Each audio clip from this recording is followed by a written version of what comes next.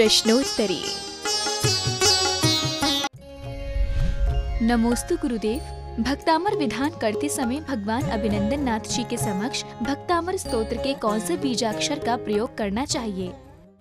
यदि किसी भी तीर्थंकर के सामने किसी भी तीर्थंकर की स्तुति की जाए तो उससे कोई हानि नहीं है, लेकिन विशेषता यह है कि यदि उसी तीर्थंकर की स्तुति उसी का रूप मान के किया जाए तो और विशेष हो जाता है। इसलिए आदिनाथ भगवान की स्तुति अभिनंदन नाथ भगवान के सामने करने में कोई बाधा नहीं है, क्योंकि हमारे यहाँ देव की स्थापना में सभी तीर्थंकर आ जाते हैं। हमारे यहाँ किसी भी भगवान के सामने किसी भी भगवान की पूजा की जा सकती है। अब अभिनंदन नाथ भगवान के संबंध में अपन खोज रहे हैं, विचार कर रहे हैं, क्योंकि हम एकदम जल्दी नहीं बोल पाएंगे, क्योंकि कोई भी चीज़ हम बोलते हैं उसके पहले हम स्वयं साधना करते हैं, स्वयं उसको अनुभव में लाते हैं।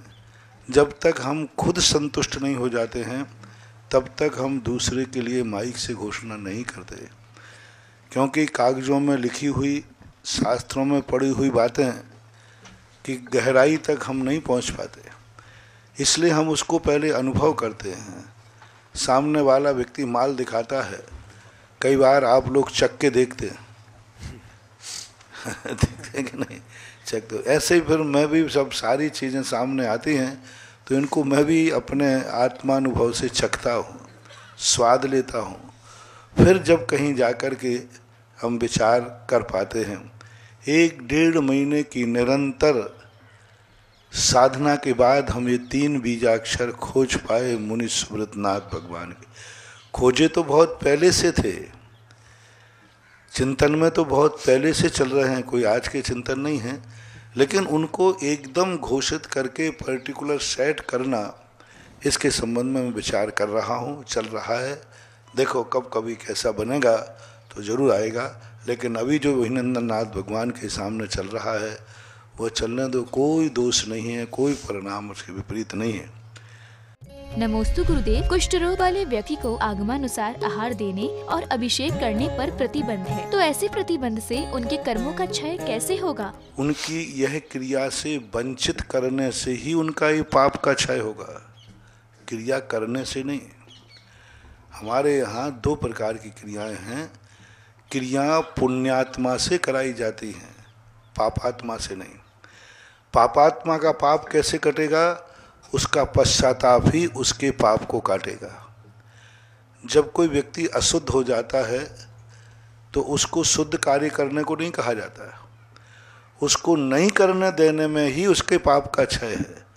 करने में, अब कोढ़ यदि किसी को निकला है, विकलांग आदि है, उसको यदि हमने भक्ति करने दी तो अब कोढ़ ठीक होने की जरूरत क्या है? अब तो सदा कोढ़ बना रहेगा, क्योंकि कोढ़ आने से उसको कोई बाधा तो है नहीं। एक दिन मैंने स्त्री पर्याय में कहा था ना कि स्त्री पर्याय से यदि मोक्ष हो जाए, मुनि बन जाए, अभिषेक आदि सारी विधि मिल जाए, तो फिर स्त्री पर्याय में बुराई क्या है?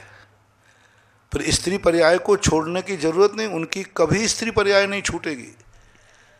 स्त्री पर्याय तो उन्हीं की छूटती है जिनको ये मालूम है कि मुझे मोक्ष जाना है, पुरुष बनना पड़ेगा, मुझे मुनि बनना है, पुरुष बनना पड़ेगा, मुझे भगवान का अभिषेक करना है, पुरुष बनना पड़ेगा। तो जो स्त्री पर्याय में भगवान का अभिषेक नहीं कर पा रही हैं, इनको जरूर पुरुष पर्याय मिलेगी, क्योंकि इनको अभिषेक करना है। अब जो कार्य हमारा निचली दशा में हो गया, यदि शुद्धोपयोग हमें असंयम दशा में हो गया तो मुनि बनने की जरूरत क्या है? काहे को शिव साधन करते संयम सो अनुरागे। काहे को करते? जब असंयम दशा में हमें आत्मानुभूति हो रही, मोक्ष हो रहा है, वस्त्र आदि बाधक नहीं है, तो फिर काहे को शिव साधन करते संयम सो अनुरागे? क्यों करते? ये सब असंयम में, असंयम को आत्मानुभूति नहीं होना ही बता रहा है कि ये जल्दी मुनि बनेगा, क्योंकि इसको आत्मानुभूति की ललक है और अभी कर नहीं पा रहा है। इसलिए ये मत समझो कि स्त्री को अभिषेक नहीं मिल रहा है तो उसकी स्त्री पर्याय नहीं छिदेगी। जो अभिषेक करना चाहते लेकिन स्त्री पर्याय होने से नहीं कर रही हैं, इनका स्त्री पर्याय नियम से बहुत जल्दी खत्म होने वाला है, क्योंकि इनकी लक्ष्य ललक क्या है? ऐसा ही यहाँ जानना। कोड़ी, कुष्ठी, सुआ, सूतक, पापी को जब किसी धर्म से वंचित किया जाता है, यह उसको तप में उतारा है। प्रातः काल मैंने कहा था, अब उसको पश्चाताप आएगा, मैंने क्या पाप किया, मुझे कोढ़ निकल आया, महाराज को आहार नहीं दे सकता, अभिषेक नहीं कर सकता। ये जो उसका पश्चाताप चल रहा है अपनी निंदा के प्रति, यही निंदा, यही पश्चाताप, यही उसकी तड़फन उस पाप का क्षय करेगी। और यदि उसे करने की छूट दे दी जाए तो फिर कोढ़ ढूंढ नहीं होना है। बहुत सारे लोग, मैं आपसे पूछता हूं, एक व्यक्ति अशुद्ध हो गया, महाराज को आहार देना है, तो उसको आहार देने में पुण्य लगेगा अशुद्ध कपड़ों से या नहीं देने में? जल्दी बोलो। अब महाराज उसको दे देंगे, वो अशुद्ध तो वैसे ही हो गया, नहीं देने में ही उसका पुण्य है। इसी प्रकार जिनके कर्म के वश से कोई ऐसे अशुभ कर्म के उदय आ जाते हैं, उनको धर्म नहीं करने से ही, अनुष्ठान नहीं करने से ही उनका जो पश्चाताप है, तड़फन है। आज सुबह मैंने कितनी बड़ी बात कही, आज सुबह का पूरा प्रवचन सुन लो, इसी के ऊपर था। एक गरीब को अभिषेक करने नहीं मिला क्योंकि उसके पास इतना पैसा नहीं था। महाराज जी आपको कितना पाप लगेगा, कमेटी को कितना लगेगा? देखो अंतराय कर्म बन गया महाराज जी उसको।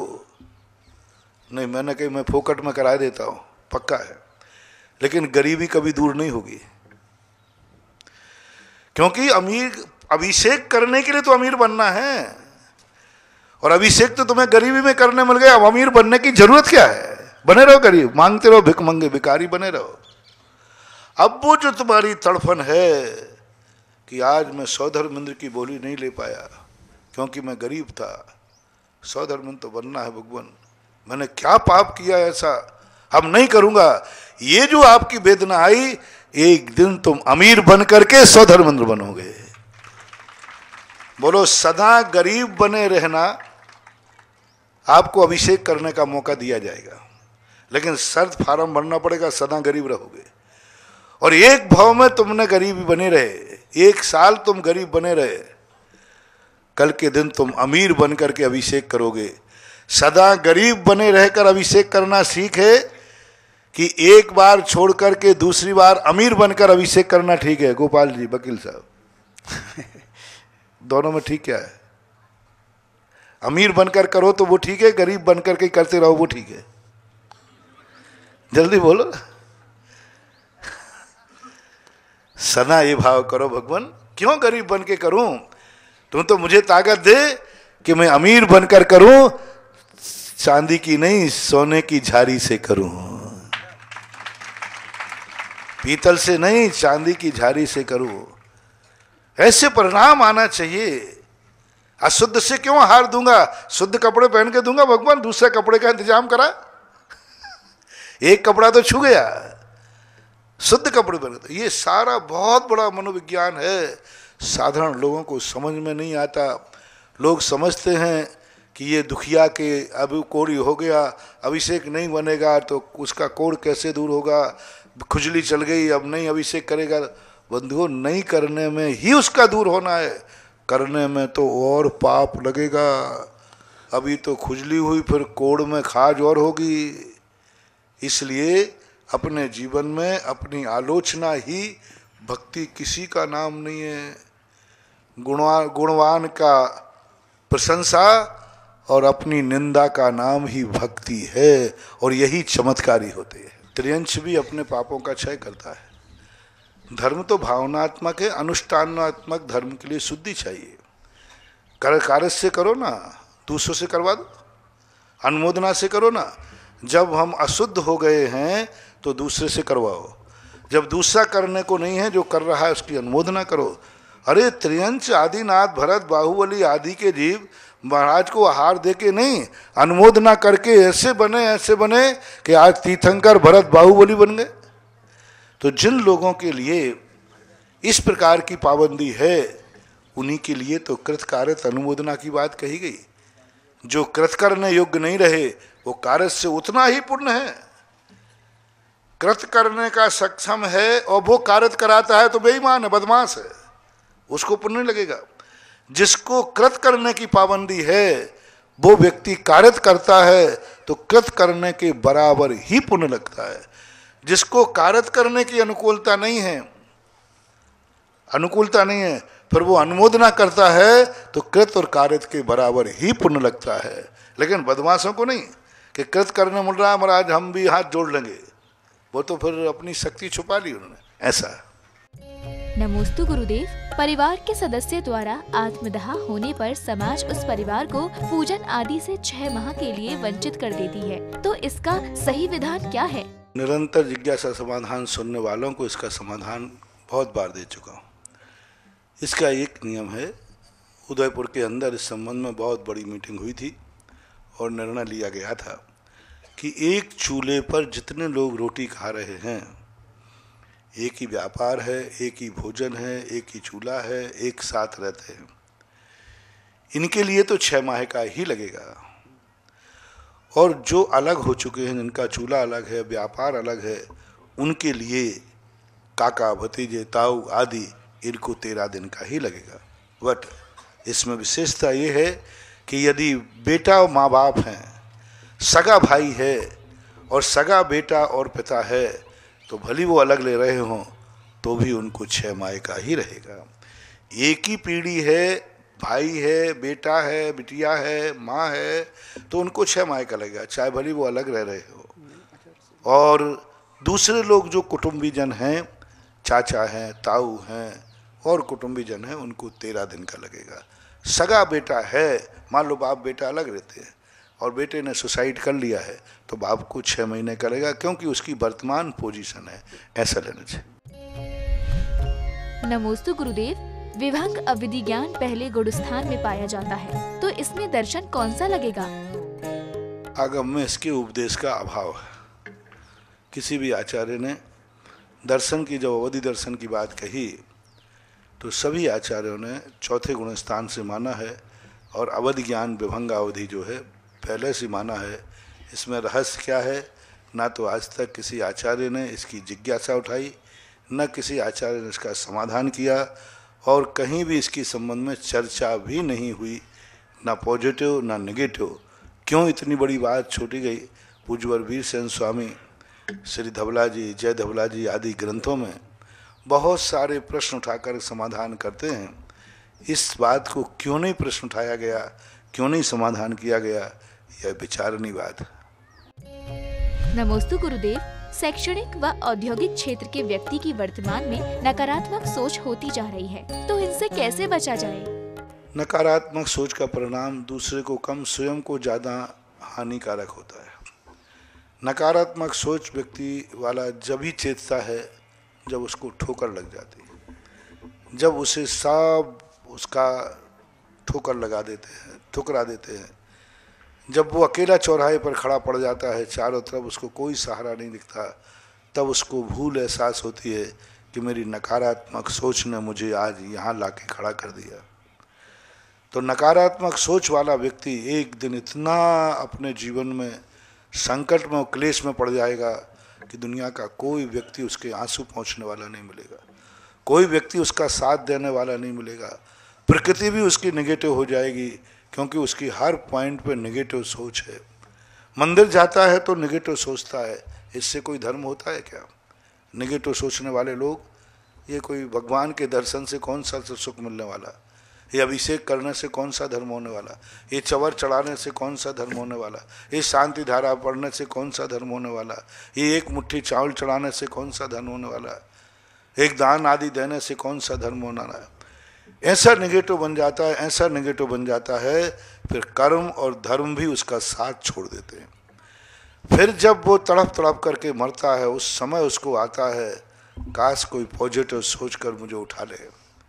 जैसे रास्ते में चलते हुए किसी का एक्सीडेंट हुआ, तुम रुकने का मन कहा, गाड़ी में बैठा हुआ तुम्हारे किसी व्यक्ति ने कहा क्यों रुक रहा? अरे वो एक्सीडेंट, मरने तो ऐसे तो मरते रहते, चलो अपन को बारात में जाना, मालूम नहीं बारात का टाइम हो रहा है, और वो तड़प रहा है, मन आया, लेकिन गाड़ी में बैठने वाला आपका महिला भी हो सकता है, पुरुष भी।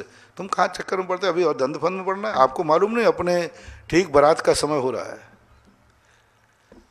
अब ये नेगेटिव सोच आपका आपके लिए अपने लिए पॉजिटिव लग रहा है, 10 कदम आगे जाकर आपका एक्सीडेंट हो गया और दूसरे गाड़ी वाले ने रोकना चाहा, उसकी गाड़ी की आवाज आई, उठा लेते, अरे चलो अपन को जल्दी जाना है, और वो आपके कानों में शब्द पड़ गया, ओहो यही तो मैंने सोचा था 10 कदम पहले। उस समय तुम्हारा पॉजिटिव सोच शुरू हो जाएगा। फिर सोचोगे काश मैंने पॉजिटिव सोचा होता तो आज कोई मेरे लिए भी पॉजिटिव सोच लेता। महानुभाव, दुनिया को अपने अनुसार मत बनाओ, दुनिया के अनुसार बनने का प्रयास करो। सड़क को अपने अनुसार मत मोड़ो, अपनी जिंदगी की गाड़ी सड़क के अनुसार मोड़ो तो बिना सकुशल आप यात्रा कर लोगे। आप कहो मैं तो अपनी गाड़ी नहीं मोड़ूंगा, सड़क को ही मोड़ना पड़ेगा, तो टकराना निश्चित हो जाएगा। सड़क के अनुसार गाड़ी मोड़ो। पॉजिटिव सोच व्यक्ति की जिंदगी में आ जाता है, दुश्मन से भी वो लाभ उठा लेता है। हर चीज में पॉजिटिव सोचो, हर चीज में। कोई कुछ हमें गाली भी दे रहा है तो पॉजिटिव सोचो, काश उसको कितना आनंद आया होगा। आज मैं किसी को और सुख नहीं दे पाया, लेकिन आज दुश्मन को खुशी तो दे पाया। आज उसने गाली देकर आज उसको कितना अच्छा लगा होगा। आज उसने 2 रोटी खाई होगी घर में, आज उसको मज़ा आ रहा होगा, आज मैं उसको 2 गाली दे के आ गया। आओ हे भगवान धन्य हूँ। और किसी को सुख दे पाया नहीं दे पाया, आज दुश्मन जरूर मुझे गाली देकर खुश है, ये मेरे भाग्य हैं। ये है पॉजिटिव, ये है पॉजिटिव। किसी ने अपन को मूर्ख कहा, ज्ञानी कहता है देखो ये तुमसे मूर्ख कह रहे हैं। बोले मूर्ख नहीं कह रहे हैं, ये इसमें तो ये बीजाक्षर है। मूर्ख में शब्द है माँ ऊ राखा, माँ ऊ राखा। अभी मैंने बच्चों को दिया था समाज सार के शिविर में।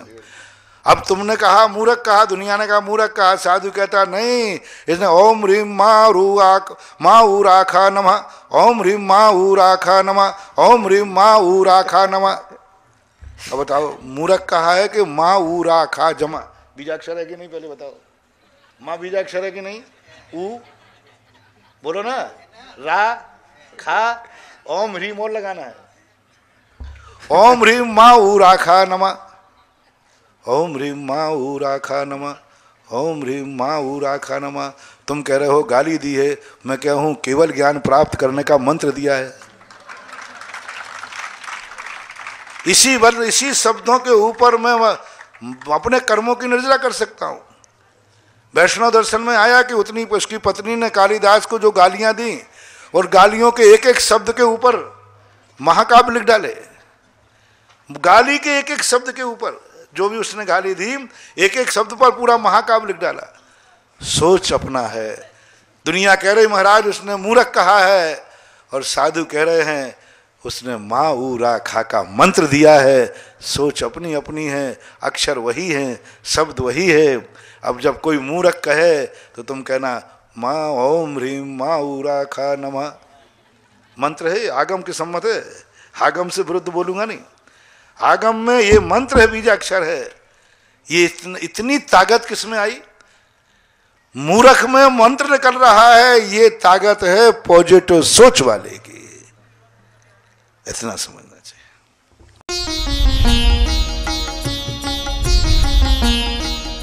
सुधा प्रश्नोत्तरी।